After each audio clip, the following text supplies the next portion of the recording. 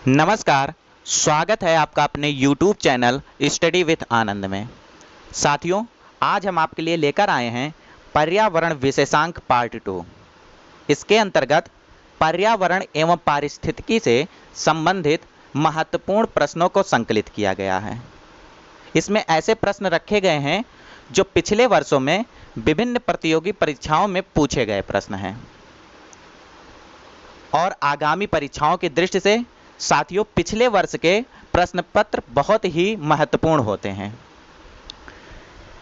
तो शुरू करने से पहले साथियों, जिन लोगों ने अभी तक चैनल को सब्सक्राइब ना किया हो वो चैनल को सब्सक्राइब कर लें, साथ ही बेल आइकन प्रेस कर लें ताकि जो भी मैं नया वीडियो, जिस भी नए विषय से संबंधित प्रश्न पत्र या वीडियो लेकर आऊँ उसका नोटिफिकेशन सबसे पहले आप तक पहुँचे। तो शुरू करते हैं साथियों आज के पहले प्रश्न से। पहला प्रश्न है, भारत में पर्यावरण संरक्षण अधिनियम पारित हुआ। ऑप्शन ए है वर्ष 1981 में, बी 1986 में, सी 1990 में अथवा ऑप्शन डी 1994 में। तो साथियों, भारत में पर्यावरण संरक्षण अधिनियम यानी एनवायरमेंट प्रोटेक्शन एक्ट 1986 यानी वर्ष 1986 में पारित हुआ। अगले प्रश्न की ओर चलते हैं। पर्यावरण सुरक्षा अधिनियम EPA को किस नाम से जाना जाता है? ऑप्शन है ए छाता विधान, बी छड़ी मुबारक, सी पर्यावरण विधान अथवा ऑप्शन डी इको संरक्षा नियम। साथियों, पर्यावरण सुरक्षा अधिनियम यानी EPA को छाता विधान नाम से भी जाना जाता है, इसलिए इसका ऑप्शन ए सही होगा, छाता विधान। अगला प्रश्न है, national green tribunal NGT Bharat सरकार द्वारा स्थापित किया गया था। ऑप्शन है ए वर्ष 2008 में, बी वर्ष 2009 में, सी वर्ष 2010 में अथवा ऑप्शन डी वर्ष 2011 में। साथियों, नेशनल ग्रीन ट्रिब्यूनल यानी NGT भारत सरकार द्वारा वर्ष 2010 में स्थापित किया गया था। अगला प्रश्न है, इको मार्क उन भारतीय उत्पादों को दिया जाता है जो, ऑप्शन है ए शुद्ध एवं मिलावट रहित हो, बी प्रोटीन समृद्ध हो, सी पर्यावरण के प्रति मैत्रीपूर्ण हो अथवा ऑप्शन डी आर्थिक दृष्टि से व्यवहार्य हो। तो साथियों, भारत सरकार द्वारा इको मार्क उन भारतीय उत्पादों को दिया जाता है जो पर्यावरण के प्रति मैत्रीपूर्ण हो। अगला प्रश्न है, पर्यावरण अनुकूल उपभोक्ता उत्पादों को चिन्हित करने के लिए सरकार ने आरंभ किया है। ऑप्शन है A egg mark, B echo mark, C ISI mark अथवा ऑप्शन डी वाटर मार्क। साथियों, पर्यावरण अनुकूल उपभोक्ता उत्पादों को चिन्हित करने के लिए भारत सरकार ने इको मार्क का आरंभ किया है। अगला प्रश्न है, नगरीकरण एवं औद्योगिकीकरण हानिकारक है। ऑप्शन है ए संतुलित विकास के लिए, बी पर्यावरण एवं पारिस्थितिकी के लिए, सी जैव विविधता के संरक्षण के लिए अथवा ऑप्शन डी उपर्युक्त सभी के लिए। तो साथियों, नगरीकरण एवं औद्योगिकीकरण हानिकारक है उपर्युक्त सभी के लिए, संतुलित विकास के लिए भी, पर्यावरण एवं पारिस्थितिकी के लिए तथा जैव विविधता के संरक्षण के लिए भी नगरीकरण एवं औद्योगिकीकरण दोनों ही हानिकारक हैं। हम चलते हैं अपने अगले प्रश्न की ओर। अगला प्रश्न है, हरित विकास यानी ग्रीन डेवलपमेंट का लेखक कौन है? Option A MJ Bradshaw, option B M Nicholson, option C R.H. Whittaker अथवा ऑप्शन डी WM एडम्स। साथियों, हरित विकास यानी ग्रीन डेवलपमेंट पुस्तक के लेखक हैं ऑप्शन डी WM एडम्स। अगला प्रश्न है, प्राकृतिक कृषि के अन्वेषक हैं option A Masanobu Fukuoka, option B MS Randhawa, option C MS Swaminathan अथवा ऑप्शन डी नॉर्मन बोरलॉग।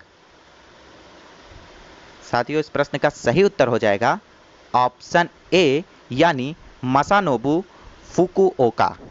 प्राकृतिक कृषि के अन्वेषक मसानोबु फुकुओका हैं। यह एक जापानी किसान एवं दार्शनिक थे। अगले प्रश्न की ओर चलते हैं साथियों। अगला प्रश्न है, पर्यावरण संरक्षण के लिए ग्रीन आर्मी को किसने आरंभ किया? ऑप्शन है जापान, बी चीन, सी ऑस्ट्रेलिया अथवा ऑप्शन डी इजिप्ट। साथियों, पर्यावरण संरक्षण के लिए ग्रीन आर्मी की शुरुआत ऑस्ट्रेलिया ने किया है। अगला प्रश्न है, पलाची माडा जो पर्यावरण की अपार क्षति के कारण चर्चा में था, अब स्थित है।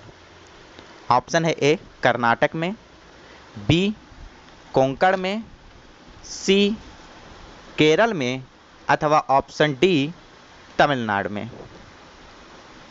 साथियों, पलाची माडा दक्षिण भारतीय राज्य केरल के पलक्कड़ जिले में अब स्थित एक छोटा सा गांव है। अगला प्रश्न है,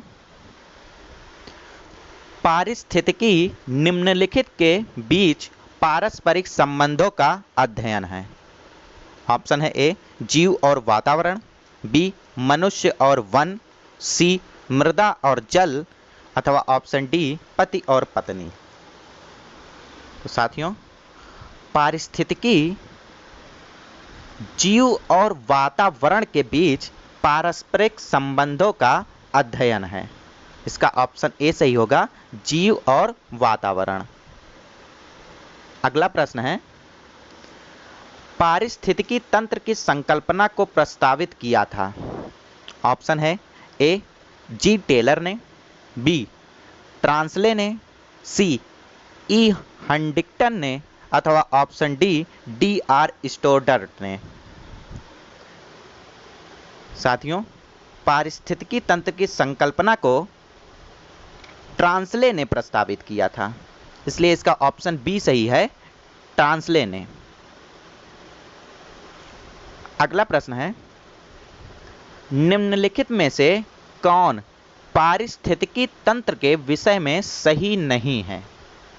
ऑप्शन है ए यह अजैविक एवं जैविक दोनों संघटकों से युक्त होता है, बी इसकी अपनी स्वयं की उत्पादकता होती है, सी यह एक बंद तंत्र होता है अथवा ऑप्शन डी यह प्राकृतिक संसाधन तंत्र होता है। साथियों, इस प्रश्न का सही उत्तर होगा ऑप्शन सी, यह एक बंद तंत्र होता है। अगला प्रश्न है,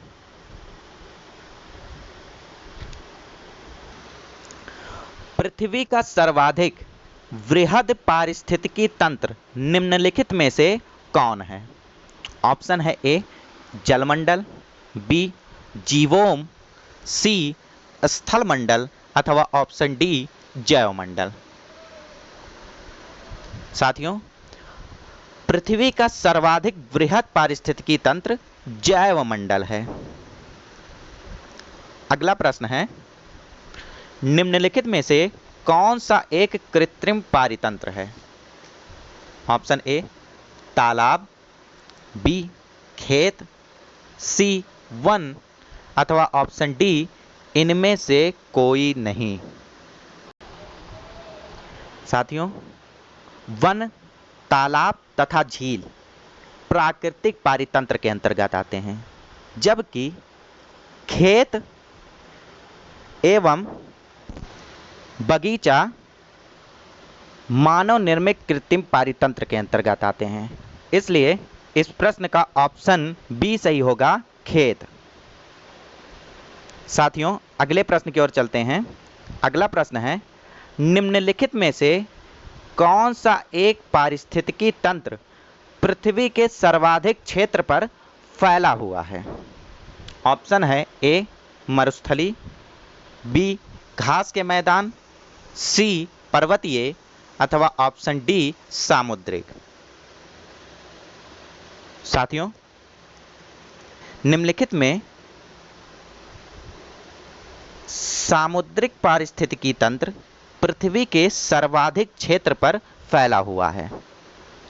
यह पृथ्वी के लगभग 71% भाग पर जलीय पारिस्थितिकी तंत्र का विस्तार है। अतः यह तंत्र विश्व के सर्वाधिक क्षेत्र पर फैला हुआ है। अगला प्रश्न है, निम्नलिखित में से कौन सा पारिस्थितिकी संतुलन बनाए रखने में मदद नहीं करता है? ऑप्शन है ए वनों का काटना, बी वन रोपण, सी वर्षा जल प्रबंधन, अथवा ऑप्शन डी जैव मंडल भंडार। साथियों, निम्नलिखित में वनों का काटना पारिस्थितिकी संतुलन बनाए रखने में मदद नहीं करता है, बल्कि यह पारिस्थितिकी संतुलन के लिए बहुत ही हानिकारक है। अगर वन कट जाएंगे तो पारिस्थितिकी संतुलन नहीं बन पाएगा। इसलिए वनों का होना, पेड़ पौधों का लगाया जाना पारिस्थितिकी तंत्र के लिए बेहद महत्वपूर्ण है। हम चलते हैं अपने अगले प्रश्न की ओर। साथियों, निम्नलिखित में से किसका पारिस्थितिकीय संतुलन से संबंध नहीं है? ऑप्शन ए है जल प्रबंधन, बी वन रोपण, सी औद्योगिक प्रबंधन, अथवा ऑप्शन डी वन्य जीव सुरक्षा। साथियों, जल प्रबंधन, वन रोपण तथा वन्य जीव सुरक्षा से पारिस्थितिकी संतुलन सकारात्मक रूप से प्रभावित होता है, जबकि औद्योगिक प्रबंधन से पारिस्थितिकी संतुलन का कोई संबंध नहीं है। इसलिए इस प्रश्न का सही उत्तर होगा ऑप्शन सी औद्योगिक प्रबंधन।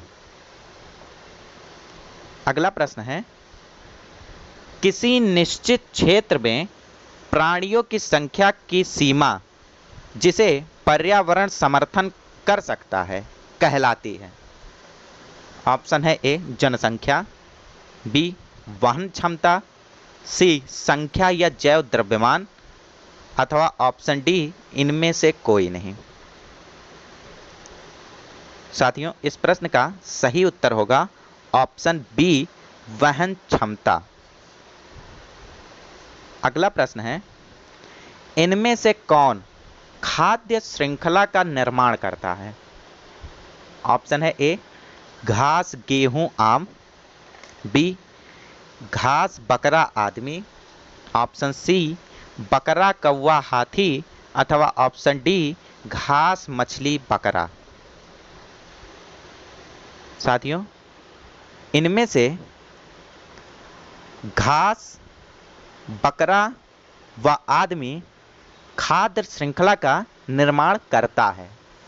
इसलिए इस प्रश्न का सही उत्तर होगा ऑप्शन बी।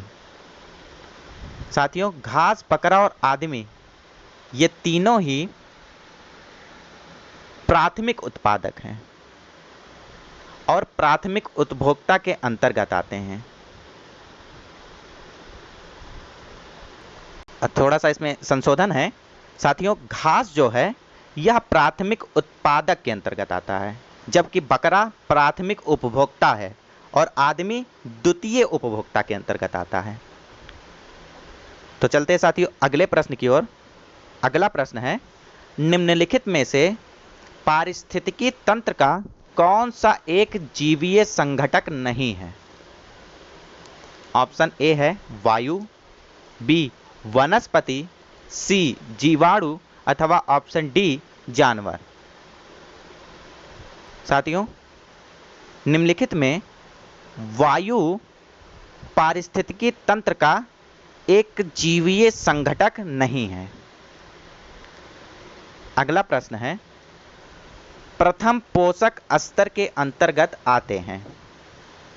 ऑप्शन है ए शाकाहारी जंतु, बी मांसाहारी जंतु, सी सर्वभक्षी जंतु अथवा ऑप्शन डी हरित पादप।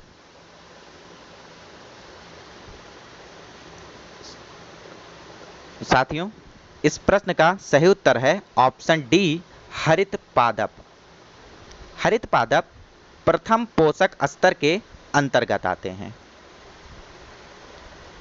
अगला प्रश्न है, एक पारिस्थितिकी तंत्र में ऊर्जा की मात्रा एक पोषण स्तर से अन्य स्तर में स्थानांतरण के पश्चात ऑप्शन है ए बढ़ती है, बी घटती है, सी स्थिर रहती है अथवा ऑप्शन डी बढ़ या घट सकती है। इस प्रश्न का सही उत्तर होगा साथियों ऑप्शन बी घटती है। एक पारिस्थितिकी तंत्र में ऊर्जा की मात्रा एक पोषण स्तर से अन्य स्तर में स्थानांतरित होने पर क्रमशः घटती जाती है। अगला प्रश्न है, जीवभार का पिरामिड किस पारिस्थितिकी तंत्र में उलट जाता है। ऑप्शन है ए वन में, बी तालाब में, सी घासीय स्थल में अथवा ऑप्शन डी शुष्क स्थल में। साथियों, इस प्रश्न का सही उत्तर होगा ऑप्शन बी तालाब में। साथियों, जलीय पारिस्थितिकी तंत्र जैसे तालाब में जीव भार का पिरामिड उलट जाता है, जबकि स्थलीय पारिस्थितिकीय तंत्र में जीवभार का पिरामिड सीधा होता है। इसलिए इस प्रश्न का सही उत्तर होगा ऑप्शन बी तालाब में। अगला प्रश्न है, चिपको आंदोलन संबंधित है। ऑप्शन ए पादप संरक्षण से, बी बाघ परियोजना से, सी घड़ियाल परियोजना से अथवा ऑप्शन डी पादप प्रजनन से। साथियों, चिपको आंदोलन पादप संरक्षण से संबंधित है। अगला प्रश्न है, पारिस्थितिकी पदछाप के माप की इकाई है। ऑप्शन ए भूमंडलीय hectare, option B nanometre, option C hoppus cubic foot अथवा ऑप्शन डी क्यूबिक टन। साथियों, पारिस्थितिकी पदछाप के माप की इकाई भूमंडलीय हेक्टेयर है। तो साथियों, यह रहा पर्यावरण एवं पारिस्थितिकी से संबंधित महत्वपूर्ण प्रश्नोत्तरों का संकलन। यह पार्ट 2 है। इसके पहले पार्ट 1 यानी भाग 1 लाया जा चुका है। साथियों, अभी पर्यावरण और पारिस्थितिकी से संबंधित और भी महत्वपूर्ण प्रश्नों का श्रृंखला हम लेकर आएंगे, तो बने रहिए मेरे YouTube चैनल के साथ। और आपको अगर ये वीडियो पसंद आया हो तो साथियों चैनल को लाइक करना और सब्सक्राइब करना ना भूलिएगा। बहुत बहुत शुक्रिया। जय हिंद, जय भारत।